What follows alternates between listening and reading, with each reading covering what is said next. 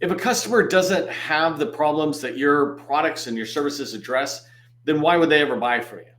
They won't. We just don't buy for the fun of it. We buy to meet a need, right? And uncovering pain points, what we're going to be talking about today, uncovering those pain points help you align their problems to your offerings. And when you align problems to offerings or your solution, right, you increase the likelihood they're going to buy from you. But first, they need to really understand their pains. And we're going to be talking about that in a minute.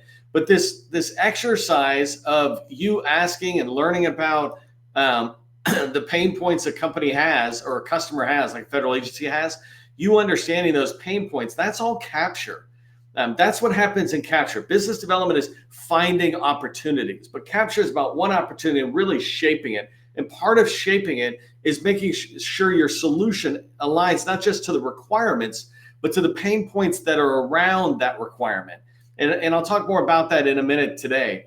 The way I'm going to break down today's training on how to uncover federal agency pain points and challenges are in three sections. The first section I want to talk about is what are pain points? When I say this, what do I mean, right? And why should you care about uncovering it? And I'll give you a spoiler alert. If you uncover the pain and you care enough to align your solution to their pain, you increase the likelihood of winning. That's the why you should care. If you want to increase the likelihood of winning, know what your customers' pain points are. And that's what we'll talk about there. I'm going to give you some tips on how to identify pain points, how to do it in meetings and research. There's two ways I'll talk about today: learning about pain points through research. So, web crawls, things like that, or web searches. And then going in and having meetings with people. Each person you meet with takes you to a next level of understanding the pain points that are out there. And that's what we're going to talk about today. If you don't know who I am, my name is Neil McDonnell. I'm the president of the GovCon Chamber of Commerce, co-founder of GovCon in a Box. And I want to welcome you to my federal sales training, where I provide tips for success in the federal market. I spent 20 years in the federal market as a small business owner. And since 2018, I've been teaching people like you that government contracting is not a secret. It's just a process. When we follow a process A to Z, we're going to have repeatable, predictable results. And that's what I want for you. That's why we do this training.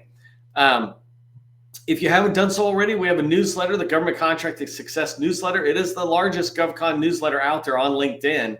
And it grows constantly because we provide really good, helpful information for you. So go subscribe to that. Next training, I should have put an update here, but don't worry about it. I'll show you completely. But next training is next week, September 9th through the 13th. And it's all about innovation research dollars. So small business innovation research. So I'll show you that in a minute. I did want to congratulate the companies that are in the 100 Club. So the 100 Club is something that we put a company into when they come on GovCon in a Box and make their company as visible as they can to the federal buyer. We call this Federal Visibility Score. And the Federal Visibility Score, we provide the guidance, but you do the work inside of the government's tools like SAM or DSBS, et cetera, right? And so these companies, 58 of them out of 360,000, are fully visible to a federal buyer. That means that the buyer is looking for a company like theirs, they're going to be able to come in and find them. Like 𝗙𝗎𝗏 Consulting, who came on yesterday. They do data center work. So when you look around at some of these other companies that are in here, I want you to come check them out, because if you're looking for teammates, they're the right companies. You can go to GovCon in a Box, by the way, and check out your visibility score. Okay, let's get started on today's training with what are pain points and why you should care.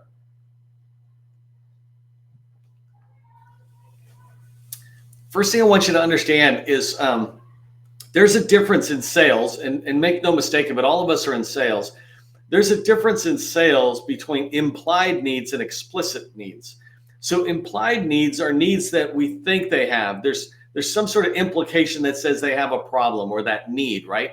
So an implied need is one they're chatting about, but there's no real motivation behind that need to do something to address it. So example is, if I think about my lawn, I might have an implied need to mow it if it's getting long. Yeah, it's getting long, and somebody comes by and says, hey, I can cut it, it's getting long. I'm like, oh, whatever. And they're like, well, when it's longer and you got deer walking around, the ticks can be in there. Okay, no, I feel bad, but I don't walk in there anyway. So, that's no big deal. But once the once they start talking to me, and this is something you can do, once you start having conversations, you can turn that implied need that I need to cut my lawn in front of my house or something, you can turn that to an explicit need. The HOA has sent you a letter saying you must cut it. The HOA says if you don't cut it, we're going to fine you. The HOA says if you don't cut it, we're kicking you out because we have the right to boot you out of your own house. Well, now that need has just become a very explicit need. And for $75, I can have my lawn mowed or something, right? So think about this same thing within, the IT world. You might think about an implied need being the servers are slow, or sometimes there's some disruption. That's an implied need. An explicit need is when the boss sees that the servers are stopping them from doing the work. The servers go down, they can't do their job, or they're in a board meeting or in an agency. Like I used to work, one of my customers was the White House. We used to talk about this all the time, that you can have no downtime, zero downtime. When there's downtime, the Secret Service and all the people who are around the world trying to support the president as they travel aren't able to do their job. And that can impact national security, certainly the presidential security and the success of those missions, right? And so it was just a server going up and down or something. The implied need, we need to work on it. Explicit need is when you can tie things to it. And I'll come back and talk more about that. So certain pains or challenges, when you're thinking about them, they can be actual problems. Like I said, the server going up and down, right? That's an actual problem they're having.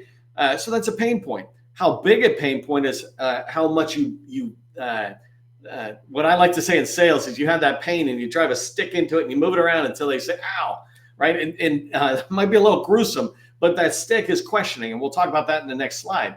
But it also can be unmet needs or goals, right? A pain point that I have might be an unmet need that, I have this particular thing that I know in HR department. I need to hire more people. And it's an unmet need. I'm not getting those people in there. I'm not able to hire up for my agency or for a teaming partner, right? They're not able to hire up as fast as they need to. Well, that's the pain point.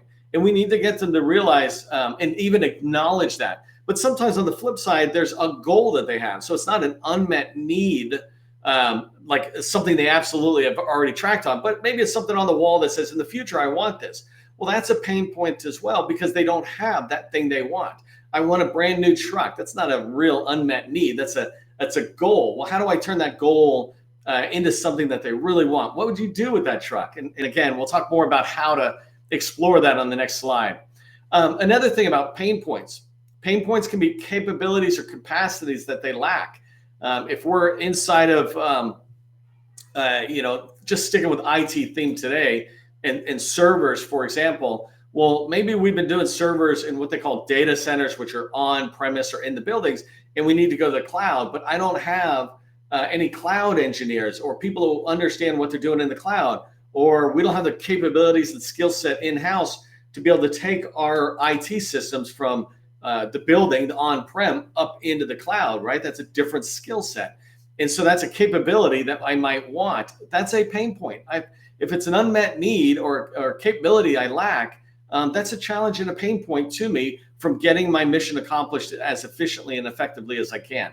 And then I also put capacity, and that goes back to capacity on people. Like I don't have enough people. Maybe I don't have enough servers, right? You could think about bandwidth, your own connection right now, right? Do you have a good enough pipe that if you did video like I do video, that you could stream while other people in your office are also streaming, or if you work from home, right? These things that are capacity, and that can be a pain point, right? A pain point is my Teams meeting is always flickering in and out. And the thing to keep in mind about this, when you're thinking about what are pain points, what are challenges, the reason you should care is that people only buy when they feel pain.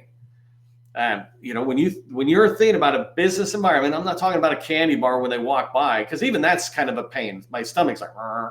But if I eat a lot before I go into the grocery store, maybe I don't have that pain. But in the business world, we do not buy without a pain that we see. And that's really an important thing to pay attention to. So how do you identify the pain points? I'm going to talk about how you can ask questions in a minute. So spin selling, we'll talk about that in a second. But one of the ways that you can identify pain points is just listen to the government. They talk about it in their documents that are coming out. I'll give you a whole bunch of examples on the next slide, but research on Google, research in a company's website, an agency's website, and they will tell you their pains. They will be very explicit about it. This is the pain we need. Not only is this the pain, but sometimes they'll talk about the solution too. This is what we need from industry. We need your ideas on how AI can help us accomplish our mission or things like that. And so if you just do some research, you'll be able to figure that out. The other great way and the best way to really understand the pain points of the people who are aligned with an opportunity you're trying to win. So it's one thing to do research and have a holistic view of pain points. It's another to have meetings with a very customer you're trying to sell to and uncover their pain points, right? You can feed into their pain points by doing research and then inserting that research into your discussions. But you want to get them to talk about implied needs that you can then turn into explicit needs. So how do you do that? How do you go from implied needs to explicit needs?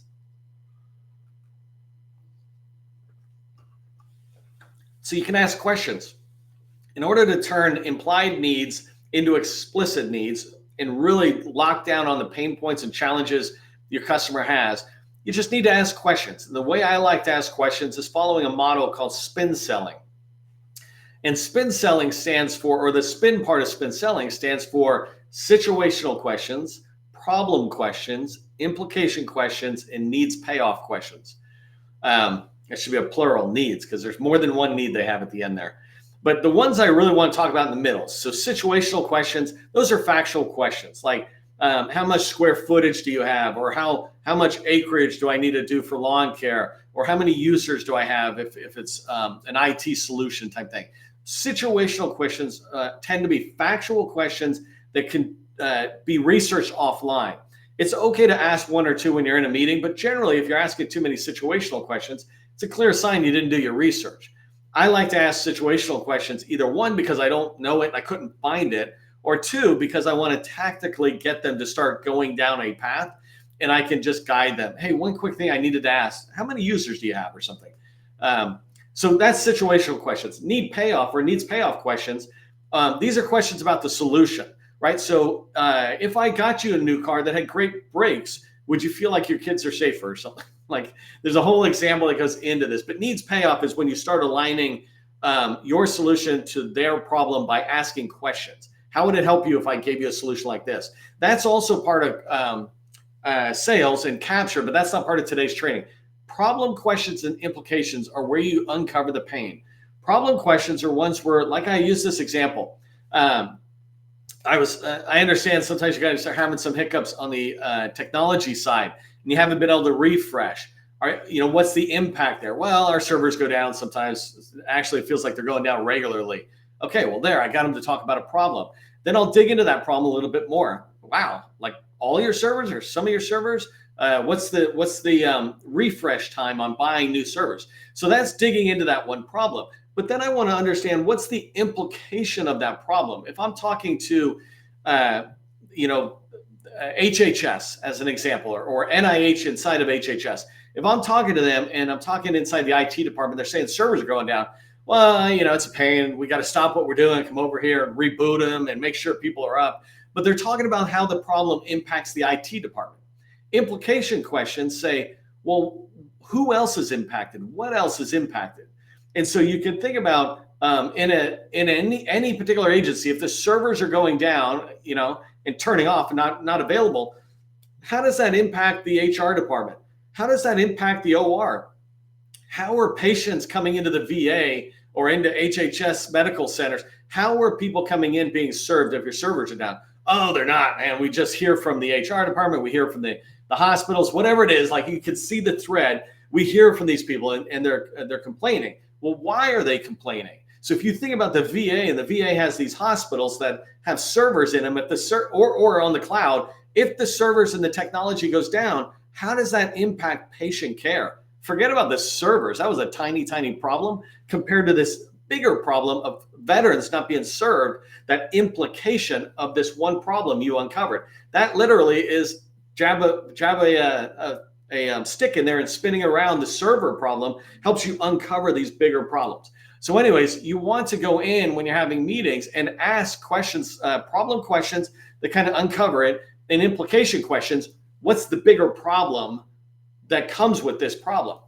And so research helps you get started thinking about problem questions you can ask, and then pulling a thread, meaning when you're talking to somebody, well, tell me more about this, tell me more about this. Pulling that thread on problem discussions that they give you based on the research you did allows you to find problems that are more closely to the person you're talking to. But it begins with that research you do before going into a meeting. Okay, I want to spend the rest of my time showing you some real world examples of where you can do this research to learn about pain points in federal agencies. So this is kind of prep before you go into meetings. Really quickly, there's documents out there called management challenges, performance and challenges issues. You'll see what the title is. I forgot it already. But these are annual reports that come out of most agencies that say these are the biggest challenges management faces. DoD puts out one that's related to cyber challenges. Every year, here's the top 20 plus challenges we're facing in cyber, as cyber is part of warfare. There's annual reports. Every agency puts out an annual report and it says, oh, hey, here's all the great stuff we did. And here's some stuff we hope to get to, but we didn't get to that we're looking at next year, right? And those annual reports kind of feed in back and forth with their strategic plans. And the last one I just suggested here is Industry Day slides. Army Contracting Command put out this great Industry Day event, basically, and they had like hundreds and hundreds of slides for all these different sections who were all saying, hey, here are some of the challenges we have, and here's what we're looking for from industry, and then here's the opportunities we have, right? And so looking at Industry Day slides, sometimes you can get a good understanding of problems people are facing, but you need to know what problems your products and solutions address. All right, let me go over here really quick. By the way, GovCon in a box, this is where you get your score. Just go get your visibility score number 2, and you can find it. So I'm going to go through really fast because I got 20 minutes, and I want to make sure I show you these 8 different tabs. But let's start with this first one, right?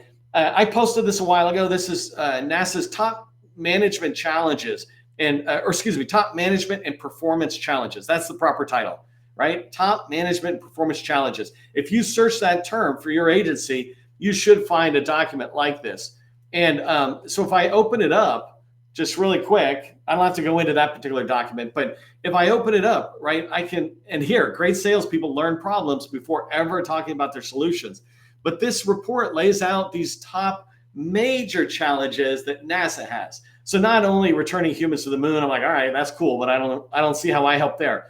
But improving management of major programs and projects. Well, I've done that, and I've done stuff that can help on this side. Maybe I don't run the whole program, but I do things that can improve the efficiency of the overall program project management.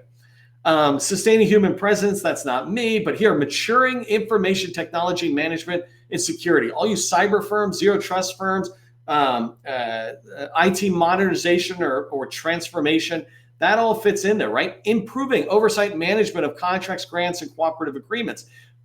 Jewel from, oh, darn it, Gus put Jewel's name in here, or company, so we have it. But Jewel is in our community, and she does contracting, right? So you can understand attracting, retaining a highly skilled and diverse workforce, right? You've got Graham Inc. in here with Nina and team. They do that. Sea Hill Consulting does that. Many others. I don't mean to leave people out, but a lot of companies do that. So we see that challenge. Well, now you can go into the document and explore the challenge more deeply. And then when you go in to have a conversation with the customer, you're basing it off of, hey, I was looking at challenge number 6, attracting and retaining a highly skilled and diverse workforce. First off, my language is going to match their challenges. Second, I'm going to have problem questions that are around that. Okay, let's look at another one. So this is the one I was talking about. And this is a different, oh no, this is not the one I was talking about. This is a different one. And let me just show you really quick. So the Army Sustainment Command, or hold on one second. I can't be expected to know everything by memory. So the Army Sustainment is a major part of higher headquarters. That's not, but that's not important right now. What's important is they put out this magazine. You need to go find it and download it, and you come to my site and get it, or maybe somebody will drop it into the chat. But inside here, this particular one, they're talking about data-driven sustainment. And if that's your world, and you start looking at data modernization for HR professionals, imagine if you're an HR professional or your data modernization, right? And you're able to come in. Here's, they're talking about artificial general intelligence in 5 not so easy steps. Well, what is that? How do I get in and talk about it?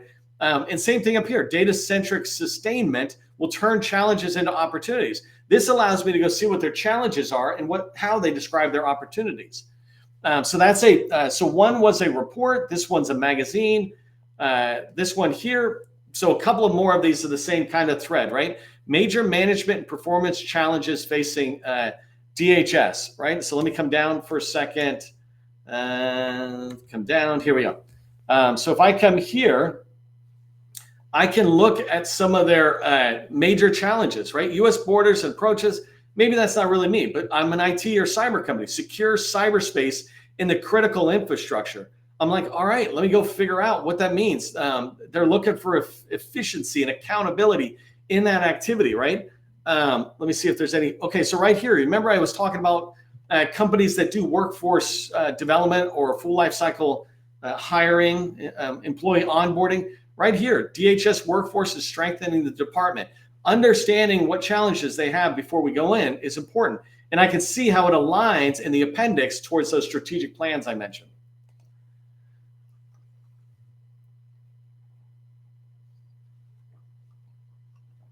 This one's the same thing, right? It's the Treasury Department. And so here, they just wrote it right there in a summary, which is awesome. But here is IRS's top management performance challenges. This is really important to understand. I want to go serve IRS and somebody down below. The IRS is huge, and there's many subordinate offices within IRS that I can go talk to. But right here, keeping that theme, human capital is a big challenge for all the agencies. And I'm able to look at it. Information technology modernization that I talk about. I don't know if your business supports other areas in here, but I'm instantly able to see this. Any agency you go into, you and your colleagues should all read these challenges and understand out of OPM, right? What are the major challenges for fiscal year 2024? This was a document in October at the very beginning of the fiscal year 2024 saying, these are the challenges, meaning this is what we need to get done as we go into 2024. Look at right here, though. They put theirs into categories. And so I go in and probably look at all their challenges, but the three main categories. If I'm an IT company, I'm focusing on the challenges here. I don't care about the other ones. I just want to find these and align it in to lower level problems. Here's another one. It's a similar thing. You're seeing this, but I just want to keep letting you see it in different ways. Right here, I think human capital is like the biggest one, right? GPO continues to face challenges with recruitment and retention. Time to hire, efficiencies, and succession planning. Succession planning, as far as I understand it, is people who are retiring and leaving out. That's a big deal. We lose that institutional or historical knowledge. And so it's not just about hiring in human capital, but IT companies who do AI type stuff. You could build an AI solution that shadows a person in their last year in the job. And it's an AI shadowing and learning and documenting the challenges, right? I'm just coming up with that idea now, but I know they used to put people who would shadow. Imagine if I had an AI who shadowed me for the last year of my job. Those are big. And so you start seeing it. There you go. So they're looking at 5 years out. I said 1 year out. So these are all these challenges that are in there. These are worth you getting in. This is DoD where I talked about their challenges. And I'll just go really quick. But this is 2024 Command Challenge Problem Set. This is a problem set I have shared for multiple years now. But if I come down here, if I come down here, they see that they've been binned into 6 categories. So if you do cybersecurity, I say this all the time, you don't do everything, you do some part of it, but maybe you're doing persona and identity or vulnerabilities and exploits, right? You can find out where you're at. And if I go down in here, I can start looking at what they're trying to do. So Cybercom seeks novel and innovative solutions to the following challenge problems: rapidly generating defensive capabilities, strengthening the security of SCADA and ICS networks. I don't know if there's a way to say that phonetically, but you get my point, right? Imagine coming down here and looking at this. Then you can explore that whole need behind it. This can lead into those questions you have in the meeting. Hey, just really quick, before I come off this page, go back to my last slide. Next week, we've got all these events starting at the bottom, because that's what I do. Because the most important of the totem pole is at the bottom. But we've got DoD coming in, DARPA, Missile Defense, U.S. Air Force, and Army. They're all talking about innovative research dollars. Come in next week to the lives. Those guys are all coming in. It's super exciting. We've got, I think, almost 300 people already registered for Monday. So it'll be a really good event. All right, let me come back there. Let me come back to the last slide. And here's what I want you to remember from today's training. First thing is, when you're thinking about the customer and selling, you've got to find the pain. People don't buy unless they have a pain they're trying to get rid of, right? They need to have that need. And so find the pain. It usually comes as an implied need that you turn into an explicit need. So convert that pain into that explicit need that will drive them to action. We need them to drive to action, whether it's to have more conversations with you, whether it's you're so early in the process for them to actually put something out as an RFI, whatever that action is, it's only going to begin when they start having that explicit need.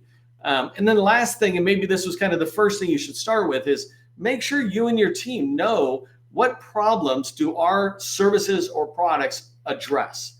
Don't try to solve everything. Just go, I was SharePoint in my last company. We didn't say we did everything. Even within SharePoint, we said we address business needs. So the HR department in the hospital was the OR and things like that. So we didn't actually even care about the IT department. We cared about the business units. So our SharePoint expertise and the problems we solved were around business process improvement.